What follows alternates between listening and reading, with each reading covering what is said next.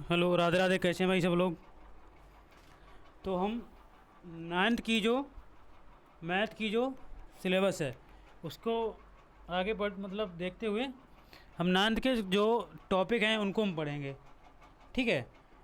हालांकि हम जो सिलेबस है वो डिस्कस कर ही चुके हैं पिछले अभी अभी कुछ मिनट पहले। पीछे हम कर चुके हैं कि हमें क्या क्या पढ़ना है, क्या क्या नहीं पढ़ना है।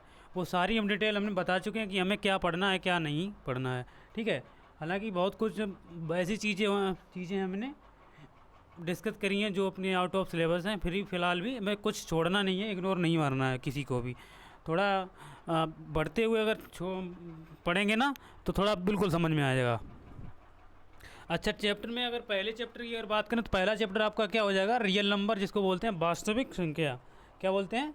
वास्तविक संख्या या वास्तविक संख्या एक ही बात है। अगर इसकी परिभाषा की अगर बात करें, जैसे वास्तविक संख्या कहते कैसे हैं और वास्तविक संख्या के अंदर कौन कौन से नंबर आते हैं, तो इसके बारे में हम जानेंगे।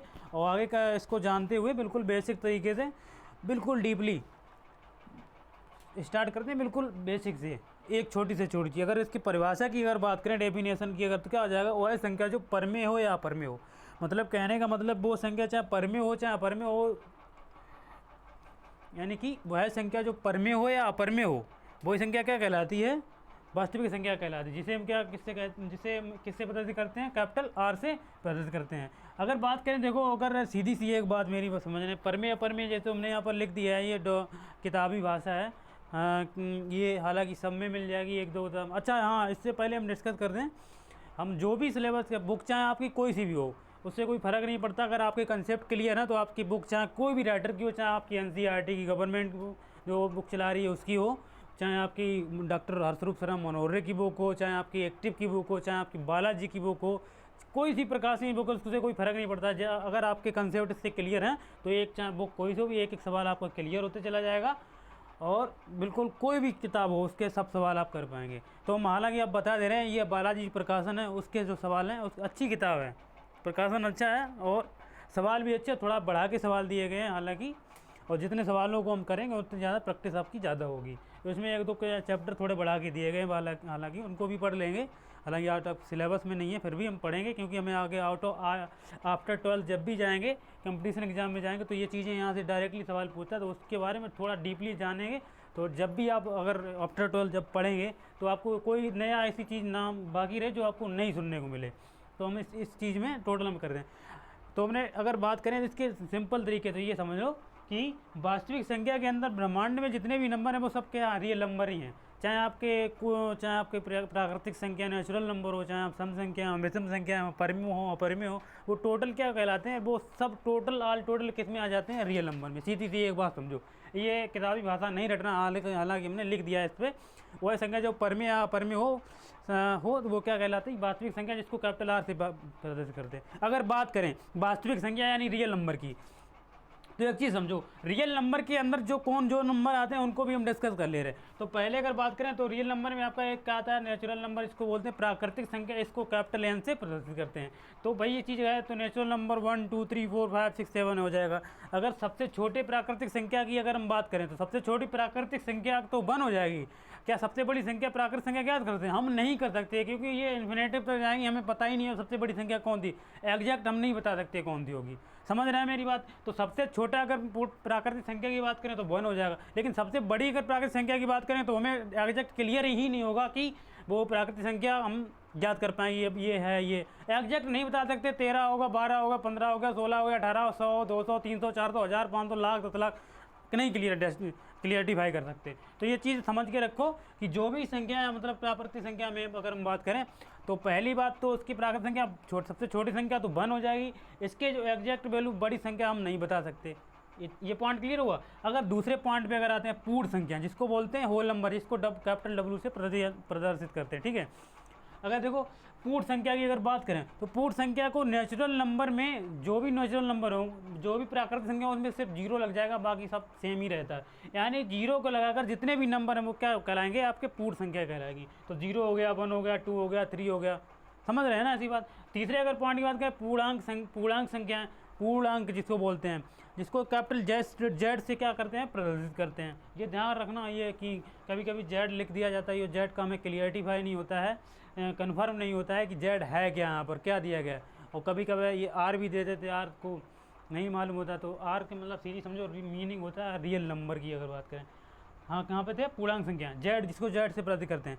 यानी कि अगर अब देखो इसमें अगर एक चीज़ हमें सीखनी पड़ेगी, क्या सीखनी पड़ेगी, एक पॉइंट याद रखना पड़ेगा, ये डायरेक्टली सवाल पूछ लिया जाता है एग्जाम में कि सबसे छोटा पूर्णांक कौन सा होता है।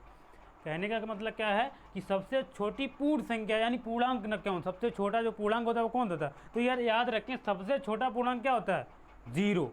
क्या होता है, जीरो। और बाकी और पूर्णांक की अगर बात करें तो एक आपका पूर्णांक धनात्मक पूर्णांक होता है, एक आपका होता है ऋणात्मक पूर्णांक। तो हमने दोनों वहाँ पर लिख रखे हैं, नोट डाउन कर रखे हैं। जीरो को छोड़, जीरो हो गया प्लस माइनस वन हो गया, यानी कि पूर्णांक की अगर बात करें धनात्मक और ऋणात्मक, निगेटिव और पॉजिटिव, तो प्लस की प्लस वन हो जाएगा, माइनस वन हो जाएगा, प्लस टू हो जाएगा, माइनस टू हो जाएगा, प्लस थ्री हो जाएगा, माइनस थ्री हो जाएगा, और प्लस का फोर, माइनस का फोर। यानी कि ये ध्यान रखना पूर्णांक जो होते हैं वो कौन कौन से, दोनों हो सकते हैं। एक आपका क्या हो जाएगा, निगेटिव भी हो जाएगा जिसको बोलते हैं धनात्मक, सॉरी क्या बोल सकते हैं, ऋणात्मक, यानी कि माइनस वाला, ठीक है। एक आपका पॉजिटिव, दोनों हो जाएंगे जिसको हम बोल सकते हैं धनात्मक।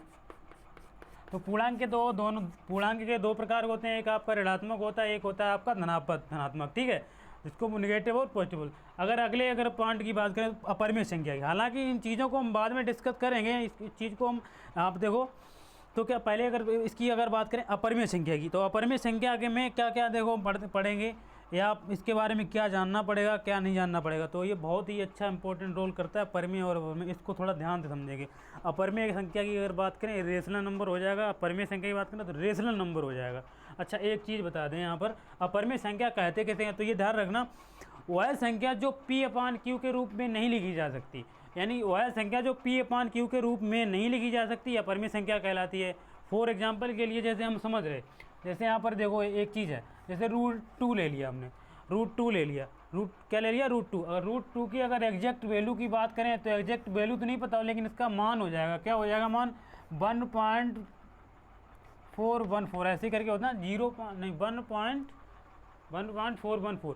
ये एग्जैक्ट वैल्यू नहीं होता, हालांकि काफ़ी लोग बता देते हैं कि बहुत सारे लोग बता देते हैं अपनी जान में, वो अच्छा ही बताते हैं, मैं किसी को गलत नहीं यहाँ पर बोल दे रहा हूँ। पॉइंट के बाद ये कंटिन्यूटी यहाँ पर नंबर चलता ही रहता है, यानी कि इसको कन्फर्म ही नहीं, एग्जैक्ट वैल्यू नहीं बता सकते कि इसका यही मान होगा, नहीं काफ़ी लोग यही बताते हैं कि √2 का मान ये होता। हालांकि √2 के मान की इतने की ज़रूरत पड़ने के लिए हम इसका जैसे जहाँ सवालों में पूछा था इसका मान, तो वहाँ पर इतना हम पुट कर सकते हैं 3 अंक, दशमलव के 3 अंकों तक। और हालांकि दशमलव के बाद इसके अंक ऐसे ही चलते रहेंगे, ये ऐसे ही बढ़ता रहेगा। तो क्या हम इस चीज़ को देखो, क्या जैसे हमने यहाँ पर 0.5 लिखा, तो इस चीज़ को तो पॉइंट हटा के नीचे हमें क्या पॉइंट के नीचे 10 आ जाएगा, 5 एकन 5, 5 दूनी 10, तो इसको तुम 5/1/2 यानी P/Q के रूप में लिख दिया, P/Q यानी हर बटे अंत में तो लिख दिया। क्या इस चीज़ को हम लिख सकते हैं, नहीं लिख सकते, बिल्कुल ही नहीं लिख सकते। क्यों नहीं ले सकते हैं, क्योंकि 1 के पॉइंट यहाँ पर क्लियर ही नहीं हो रहा कि यहाँ पर कितना पॉइंट तक जाएगा।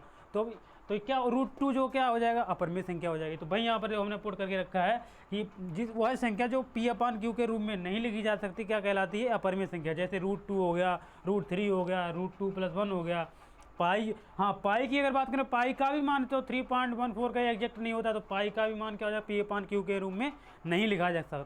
अब और सीधी सी एक बात ध्यान रखो कि जिस संख्या के ऊपर रूट चढ़ा हो और वो संख्या कैसी हो, विषम हो, मतलब कहने का मतलब ध्यान समझना, वह संख्या जिसके ऊपर रूट चढ़ा हो और वो संख्या कैसी होनी चाहिए, विषम होनी चाहिए। ऐसा नहीं है कि जिसके रूट चढ़ा है 4 तो विषम थी, तो 2 का वर्ग तो बाहर आ जाएगा इसका। तो ध्यान रखें, जिस संख्या के ऊपर रूट चढ़ा हो वो संख्या कैसी हो, विषम हो, तो वो संख्या क्या कहलाएगी, अपरिमेय संख्या। आंख बंद करके आप टिक कर सकते हैं, वो संख्या कैसी होगी, अपरिमेय संख्या होगी। समझ रहे हैं ना, कहीं पे भी रूट दिख जाए और वो संख्या अगर विषम हो तो सीधी सी बात है वो कैसा हो जाएगा, अपरिमेय संख्या हो जाएगा। इतना क्लियर हुआ ना। और हालांकि इसके बारे में आगे भी चर्चा इनकी करेंगे। अब देखो बात करते हैं परिमेय संख्या की, तो ठीक इसका अपोजिट हो जाएगा अपरिमेय का। परिमेय संख्या क्या हो जाएगा, वह संख्या जिसको P/Q के रूप में लिखा जा सकता है, परिमेय संख्या कहलाती है। जैसे हमने एग्जाम्पल यहाँ पर ये समझा था, तो हमने यहाँ पर लिख रखा 2 हो गया, 1/2 हो गया, 3.5 हो गया। अब जैसे दिमाग में ये बात चलेगी 2 कैसे हो जाएगा, तो ये ध्यान रखना है। कभी भी अगर हम देखो एक्स प्लस का 1/x लिखते हैं, या कुछ भी लिख सकते हो यहाँ पर, जैसे हमने लिख दिया यहाँ पर ऐसा एक्स मान मत मानो, 2 प्लस का 1/3 लिख दिया। तो ये ध्यान रखना, अगर इसको हम सोल्व करते हैं तो हमेशा इसके नीचे क्या मान लेते हैं, 1 मान लेते हैं। तो इसको ये भी तो 2/1 तो p/1 लिखा है, इसके नीचे 1 माना जाता है, तो p ये भी तो हर बटे अंत में लिखा है, तो भाई ये चीज़ है 2 भी हो जाएगा। इसके नीचे हमेशा क्या माना जाता है, 1 माना जाता है, या 1 होता ही है। 1/2 हो गया, 3.5 हो गया, ऐसी नंबर क्या हो जाएंगे, परिमेय संख्या हो जाएंगी। हालांकि अब देखो ये अब सबसे इम्पोर्टेंट टॉपिक है, और जब भी आप आगे अगर इसको पढ़ेंगे ना, आगे पढ़ेंगे तो बहुत ही जगह पे पूछे जाते हैं सवाल, छोटे छोटे पॉइंट क्लियर करके सवाल पूछे जाते हैं, समझ रहे हैं ना आप।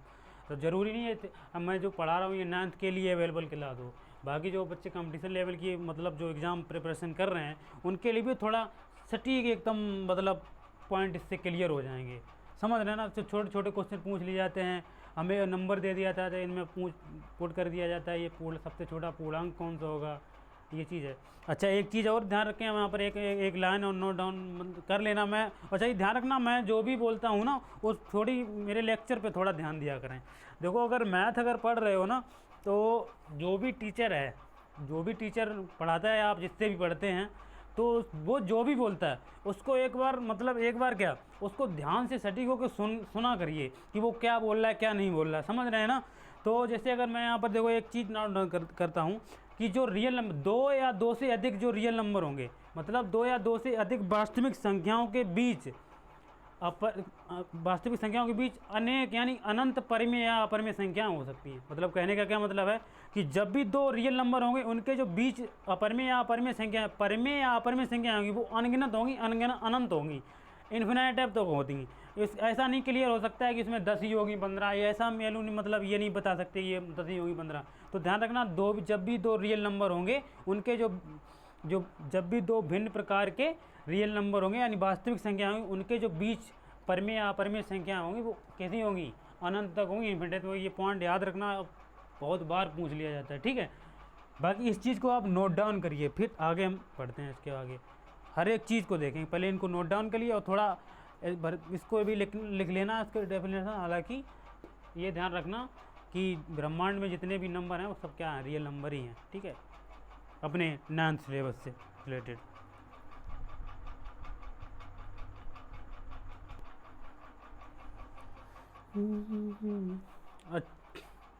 कर लिया ना, नोट डाउन कर लिया या स्क्रीनशॉट ले लिया करो। अच्छा एक चीज़ और यहाँ पर देखो, एक हम बता दे रहे हैं कि आपके जो अभी सिलेबस में मतलब इस एक्सरसाइज में इस चैप्टर में एक आता है शांत आवर्ती, एक होता है अशांत आवर्ती। अच्छा एक बात करें, परिमेय संख्या जो होती है तो परिमेय संख्या को हम क्या बोल देते हैं, शांत आवर्ती। ये ध्यान रखना, जो परिमेय संख्या होगी उसको शांत आवर्ती भी बोल सकते हैं। परिमेय संख्या का जैसे कोई परिमेय संख्या दी गई है तो उसके जो मान हो गए उसको शांत भी बोलते हैं, क्या बोलते हैं, शांत आवर्ती। और जो अपरिमेय संख्या होती है उसको क्या बोलते हैं, अशांत आवर्ती। क्या बोलते हैं, शांत या अशांत आवर्ती। परिमेय को बोलेंगे शांत आवर्ती, और उसको क्या बोलेंगे, परिमेय को शांत आवर्ती, और अपरिमेय को बोलेंगे अशांत आवर्ती। हालांकि इस चीज़ों को एक बार पढ़ के आइए, एक बार इनको नोट डाउन करके आइए, थोड़ा इसके बारे में सर्च करके भी आइए। मैंने जो बताया वो तो चलो अच्छा सही, अपने हिसाब से ठीक ही 101% सही बताया, फिर भी आप एक बार सर्च करके आइए, थोड़ा इसके बारे में जान के आइए थोड़ा। और जब भी यहाँ, हालांकि एक आपको एक बात बता दें कि हमें आपका जो 9th का जो सिलेबस है बहुत अच्छा सिलेबस है, 10th से रिलेटेड बहुत अच्छा सिलेबस है। क्योंकि जब भी आप अगर तैयारी करने जाएंगे, मतलब जॉब वॉब के लिए अगर करेंगे ना, तो एग्ज़ाम में बहुत सारे क्वेश्चन इन्हीं टॉपिक से क्लियर होते हैं, और ये टॉपिक से आते भी हैं। और बच्चे ज़्यादातर इन सवालों में कन्फ्यूजन भी रहते हैं और बच्चे सवाल गलत भी कर देते हैं। तो ये ध्यान रखें, इस बारे में सर्च करके थोड़ा इसको पढ़ के आइए। बाकी हम एक्सरसाइज के जो सवाल हैं वो आगे हम कल से कंटिन्यू या अगले टर्म में बिल्कुल कंटिन्यू करेंगे। बाकी यहाँ से इस चीज़ को करके आइए। बाकी धन्यवाद।